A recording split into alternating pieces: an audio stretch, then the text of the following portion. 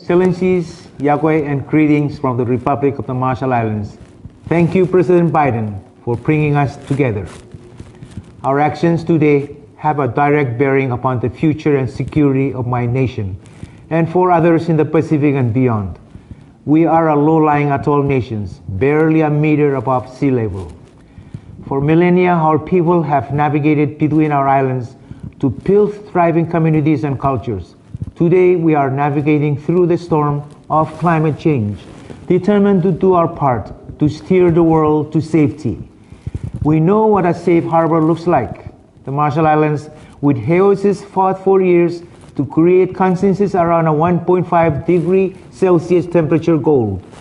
In 2015, we brought together the High Ambition Coalition to turn the 1.5 to stay alive, rallying cry into a call shared by all parties to the Paris Agreement. The role of the Act is even more important today to ensure that 1.5 remains in reach. Our key task this year is to ensure that updated national emissions commitments are in line with that goal. NDCs are where ambition moves from promise to plan. Given how far off track the world is today, it is vital that we come together every 5 years to increase ambition. All nations should also be charting long-term net zero strategies and implementation pathways before COP26. Too often, vulnerable countries hear the excuse that steep emission cuts are too costly, but political signals, especially from the major economies, shape decisions on investment and innovation for low-carbon pathways. Now is the moment for this signal to be unequivocal. The recovery from COVID-19 gives us a rare chance to invest in a safer and healthier world. Sector-wide transformation are possible. Together with the Solomon Islands, we are pushing for stronger emission action at the IMO through a carbon levy to fund research and help the most vulnerable.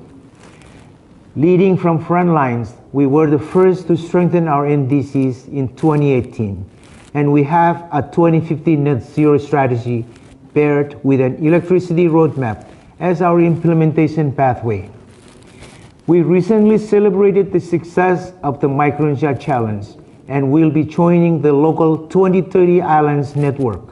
But all our actions will not be enough if big emitters fail to act. We feel the effects of climate change now, and so we are also leading the way to on adaptation.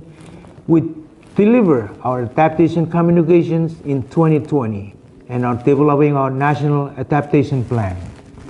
Adequate and accessible financing is key, and so I support the call for 50% of climate financing to go towards adaptation. I'll conclude by asking my fellow leaders, how will you move from plans to implementation to align with a 1.5 degree future and help others do the same? Your answer will define the future for your children and grandchildren and for mine.